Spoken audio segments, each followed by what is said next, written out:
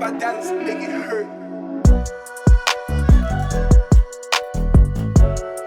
अस्सलाम वालेकुम दोस्तों, उम्मीद करता हूँ आप लोग खैरियत से हैं। तो ये आज एक अपना नया व्लॉग स्टार्ट करते हैं। और रमजान के जाने का दुख भी है, लेकिन ईद के आने की एक्साइटमेंट भी है। और इस एक्साइटमेंट लेवल को मजीद बढ़ाने के लिए रोयत हलाल कमेटी भी किसी से कम नहीं है, क्योंकि जहाँ पर सारे एक्सपेक्ट कर रहे होते हैं कि कल रोजा होगा और अनएक्सपेक्टेडली आपको पता चले कि ईद होगी, तो एक्साइटमेंट का एक अलग ही लेवल होता है। और पहले हमारे बाजार और हमारा ऑलमोस्ट सारा चांद रात का दिन ही जो है वो मार्केटों में गुजरता था, लेकिन इस साल आपको पता कोरोना की वजह से बाहर नहीं निकल सके और सोशल मीडिया के ऊपर ज़्यादातर लोग बिजी रहे हैं। सो एक्साइटमेंट का वो लेवल नहीं था, लेकिन ईद होती है और ईद को हमेशा पुरजोश तरीके से एंजॉय करना चाहिए। फ़लस्तीन और कश्मीर के मुसलमानों को अपनी दुआओं में आप लोगों ने ज़रूर याद रखना है। हाँ, एक बात का मैं इजाफा करता चलूँ कि मैं सारी रात सोया नहीं हूँ, क्योंकि जब सो जाते हैं और उसके बाद उठते हैं तो फिर ईद नमाज के लिए उठने का दिल ही नहीं करता। बहुत से लोग जो हैं वो पहले ही ईद मुबारक विशेष के लिए स्टार्ट हो जाते हैं, लेकिन मैं जब भी ईद विशेष तब ही करता हूँ कि जब मैं ईद की नमाज़ पढ़ के आ जाता हूँ, क्योंकि तब मुझे एक सेटिस्फेक्शन होती है कि अब जिस तरह आप कोई काम कर रहे हो और एट द एंड एक काम रह जाए, कोई एक्साइटमेंट लेवल नहीं होता। तो इसी तरह ईद की नमाज़ पढ़ के उसके बाद जो आपको एक्साइटमेंट लेवल होता है, आपको पता है यार रमज़ान के 30 रोज़े रख लिए हैं, और उसके बाद जो एक्साइटमेंट का लेवल होता है वो अलग ही होता है। नए सूट पहन लेना, इसका कोई मज़ा नहीं आता ईद के ऊपर जब तक आपने पूरे 30 रोज़े ना रखे हों, और एक्साइटमेंट का लेवल उस पर मज़ीद बढ़ जाता है। अगर आप इत्तेकाफ़ से उठे हों तो आपको ईद मनाने का एक अलग ही मज़ा आता है। तो जो लोग मुत्तकिफ़ थे और इत्तेकाफ़ से उठे हैं, उन सबको मेरी तरफ से बहुत बहुत मुबारकबाद। बातें आप लोगों के साथ डिस्कस करने वाली बहुत ज़्यादा है, लेकिन टाइम मेरे पास बहुत कम है, क्योंकि ईद नमाज का टाइम ऑलमोस्ट होने वाला है। ईद नमाज पे जाने से पहले फिरदौस आशिक अवान का मैसेज आप लोगों के साथ शेयर करते जाएं। इस ईद पे ना पप्पियाँ होंगी ना जफ्फियाँ होंगी। और तो फिर हमने इसका हल क्या निकाला है, तो फिर फ्लाइंग किस से ही काम चलाया जाए, वरना गवर्नमेंट की तरफ से फ्लाइंग चिप ले आने का खतरा है। मैं निकलने लगा था, मैंने कहा यार एक रिमाइंडर आपको जाते जाते करवाता चलूं और आपके इल्म में इजाफा करते चलूं कि यार जाने से पहले आप लोग कोई फटी पुरानी फटीचर अपनी जूती पहन लिया करें, क्योंकि मस्जिद के अंदर आप पुरानी जूती पहन के जाएंगे वो तो बच्चे की, अगर नहीं पहन के जाएंगे तो आप रोते हुए वापस आएंगे। वो एज यूजुअल हर साल की तरह इस बार भी जो है वो टाइम ऑलमोस्ट हो गया है, 5 मिनट रह गए हैं और मुझे जल्दी जो है वो जाना पड़ेगा। और इससे पहले कि मैं लेट हो जाऊं तो ये चलते हैं। जैसा कि आपको पता है कि कोरोना फीस की वजह से जो है मास्क पहनना ज़रूरी है, और मास्क के बगैर आपको एंट्री भी नहीं होने देंगे। तो मास्क मैंने ऑलमोस्ट पहन लिया हुआ है। और आज मौसम भी बड़ा सुहाना है लाहौर का, बारिश ही बारिश जो है ना यहाँ पे हुई है, और फिलहाल मौसम अभी भी अबर आलूद है और यहाँ पे बारिश होने का खतरा है। तो आइए चलिए और इस मौसम को भी एंजॉय करते हैं। और ईद वाले दिन इस तरह का मौसम हो जाना किसी नेमत से कम नहीं है।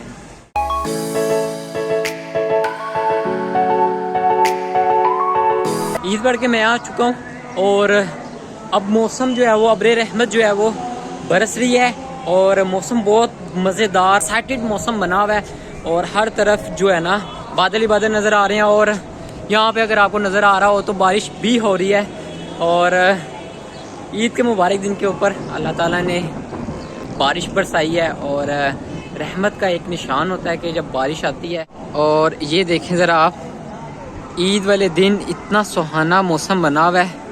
अल्लाह ताला ने इस मुबारक दिन जो है अपनी रहमत हम पे नाजिल किया, और बादल जो है वो गरज गरज के जो है वो बरस रहे हैं। और एक आप लोगों के साथ बात शेयर करता हूँ कि जब हम छोटे थे तो हमें जो है वो ईद नमाज नहीं पढ़नी आती थी ना, तो हम दूसरे लोगों को देख के जो है ना फॉलो करने की कोशिश करते थे। हमें नहीं पता होता था, हम जो है इस तरह करके देख रहे होते थे कि इस वाले से जो है वो देखते हैं, किसी कॉपी करते हैं, तो अक्सर उसको भी नहीं पता होता था।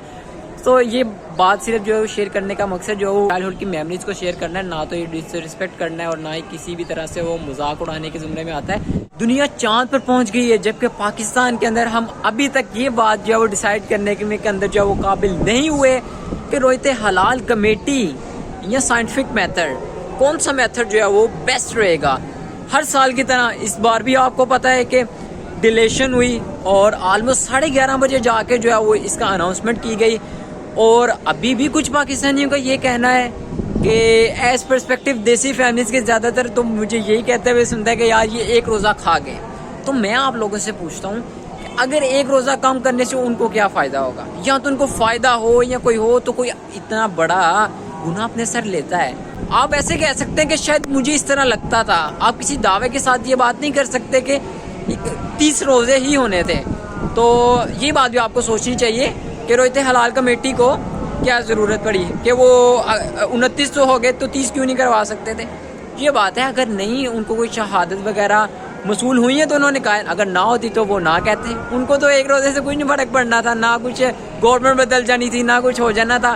तो ये छोटी छोटी चीज़ें हैं जिसके ऊपर जो है ना हमें डीपली सोचना चाहिए। पहले हम लोग जब आते थे तो घर में जो है वो मीठी चीज़ बनी होती थी, लेकिन अनएक्सपेक्टेडली आपको पता है इस बार जो है ईद जो है अनएक्सपेक्टेडली हुई है, तो उस तरह की प्रिपरेशंस नहीं थी। तो कुछ ही टाइम के लिए जो ऊपर आया था इस सुहाने मौसम को एंजॉय करने के लिए, और इस टाइम जो है मेरे कपड़ों का भी हाल आप देखें क्या हो चुका है। तो आइए अब नीचे चलते हैं और कुछ मीठा खाते पीते हैं।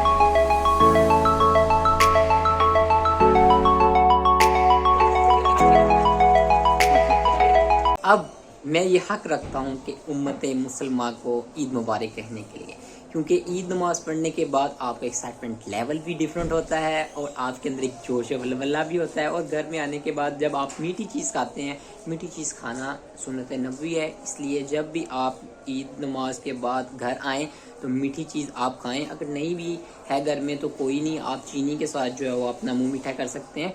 पहले मस्जिदों में इतना जोश होता था कि नमाज ईद के बाद लोग आपस में गले मिल रहे होते थे, लेकिन अब 15 मिनट नहीं गुजरे, मैं 7 बजे नमाज थी और 7:15 के ऊपर घर भी आ चुका हूँ। तो ये हाल हो चुका हुआ है कोविड की वजह से, जो है वो बहुत बुरे हालात हैं।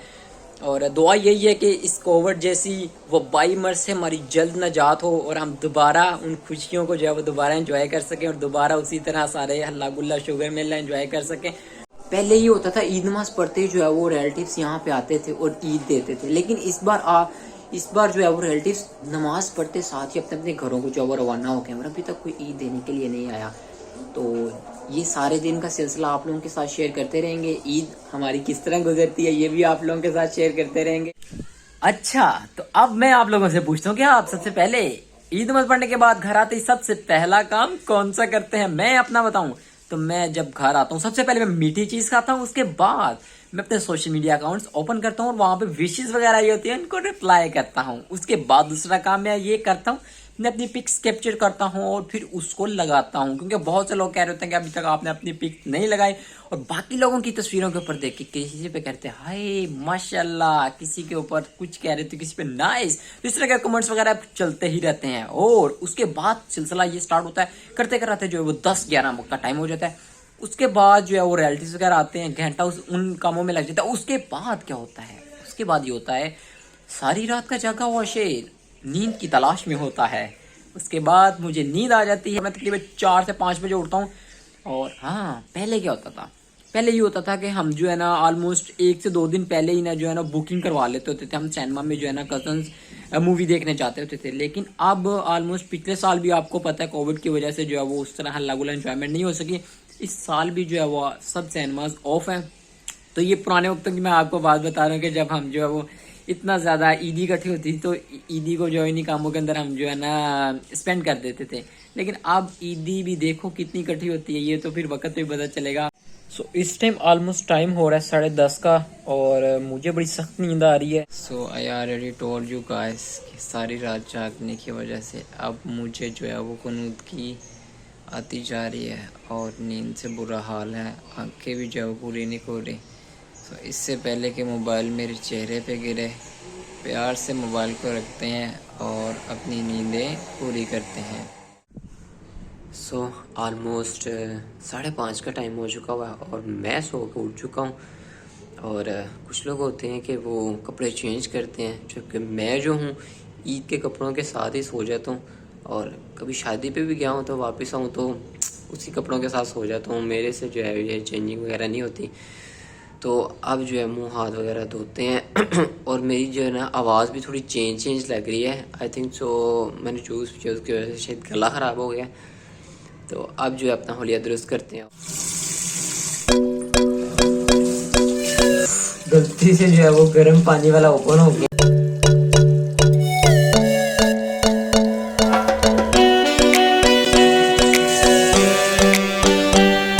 अभी तक मुझे ईद का 1 रुपया भी इकट्ठा नहीं हुआ, सिर्फ 2,000 ही हुए हैं, वो भी सिबलिंग्स की ईद जो आई थी और उसकी वजह से जो है अभी तक मुझे मिले हैं वही हैं। और फिलहाल नेचुरल ईद जिसको कहा जाता है वो वाली अभी तक तो मुझे 5 रुपया भी नहीं आया। तो देखते हैं कि कब तक आती है। यहाँ हो सकता है कि अब बड़े हो गए हम, शायद ना मिलने के चांसेस हों। जब हम छोटे होते थे ना, हमें जो ईदी मिलती थी ना, नए नए नोट की मिलती थी, कड़क कड़क नोट होते थे और उस जो है ना नोटों का बड़ा मजा आता था। लेकिन अब जो है वो पुसीदा नोट होते हैं, वही वाली ईदी में मिल जाते हैं।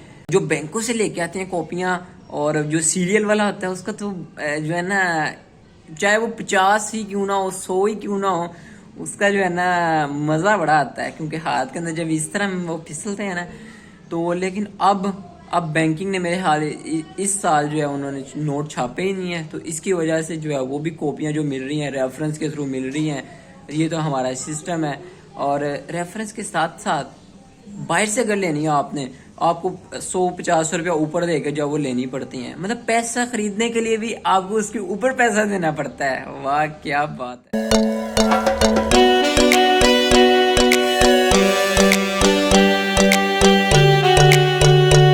तो खाना शाना खाने के बाद ऑलमोस्ट अब मेहमान सारे जा चुके हुए हैं, और एक फायदा ये होता है कि मेहमान आपको पता ही थोड़ा कम ही खाते हैं, लेकिन जो भी चीजें आई होती है घर में वो खुद ही आपको खानी पड़ती हैं।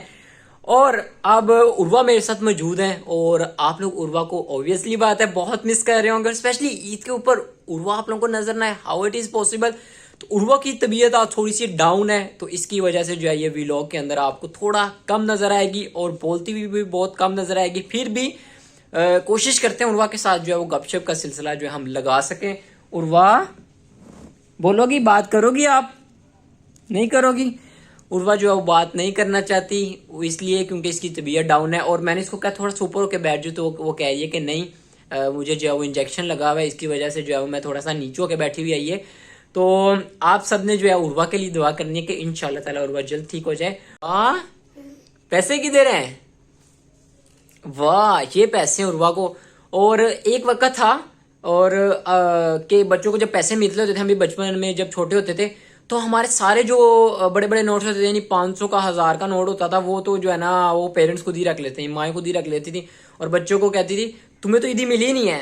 तो हमारी यही होती थी कोशिश के यार हमें जो है ना 100-50 मिल जाए, क्योंकि अगर बड़ा नोट मिल भी जाए तो उसका क्या है, हमें तो मिलना कोई नहीं है। तो ये होता था कि जब छोटे नोट मिलते थे तो वो हमें पता था वो हमारे पास ही रहने होते हैं।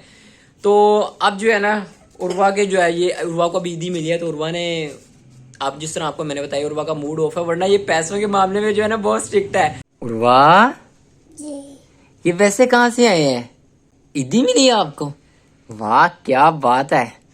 इस एज के अंदर तो यार हमें भी इतनी ईदी मिलती होती थी, और सच बताऊं तो इतने ज्यादा जो है ना ईदी मिल जाने जो है ना वो सबसे ज्यादा बेस्ट है। बिल्कुल है ना, क्योंकि बड़ी जो ईदी होती है ना वो घर वाले आपके वैसे ही रख लेते हैं। और वह से आज कलर्स के बारे में पूछते हैं, कौन कौन से कलर्स हैं और इसको कलर्स के बारे में पता है कि नहीं पता। सबसे पहले मुझे बताओ ये कौन सा कलर है? ग्रीन कलर है जी। ये वाला कलर कौन सा है? ऑरेंज। और इसके साथ कौन सा है? रेड। और इसके साथ पर्पल। और उसके साथ कौन सा कलर है? गोल्डन कलर इसको कहा जाता है। क्या कहा जाता है? और ये कौन सा कलर है? ग्रीन नहीं, इसमें जो मिड में है ये कौन सा कलर है? ये? जी वाइट कलर। और ये क्या है? शीशे। बिल्कुल शीशे। और ये कौन सा कलर है? ब्लू नहीं, ये वाला पिंक कलर। उर्वा को तो सारे कलर्स के बारे में पता है ऑलमोस्ट, कोई ऐसा कलर नहीं है जो रह गया हो। कोई इतनी बड़ी इकट्ठी हुई है, उर्वा खुश वैसे बड़ी हो रही है कि जो है ना उर्वा को पैसे मिल गए। उर्वा पैसे मुझे दे दो ना, मैं रख लूं, मैं रख लूं, पक्की बात है मैं रख लूं। दोबारा मांगोगी तो नहीं? बताओ, मुंह से बताओ। नहीं?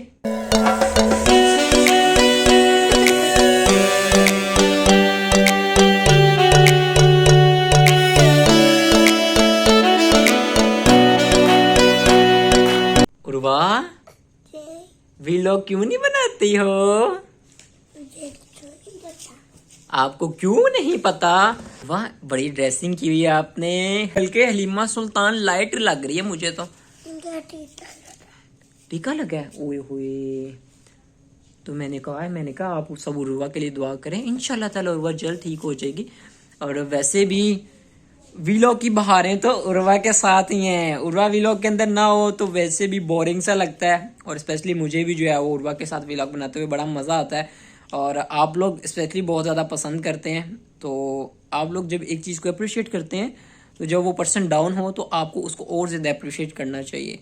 तो ये बात है कि उर्वा डाउन है, but you have to pray, इंशाल्लाह शी विल रिकवर सून। और बहुत ही जल्द आप लोगों को व्लॉग के अंदर हंसाती हुई नजर आएंगी।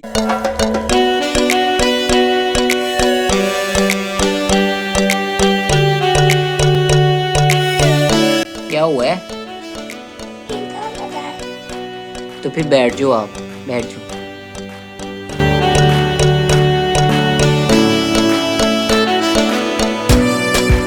एक चीज मैं आप लोगों के साथ शेयर करना ही भूल गया, वो ये कि लड़कियों की जो हील होती है, मुझे आज पता चला है कि इसके अंदर कितनी पावर होती है।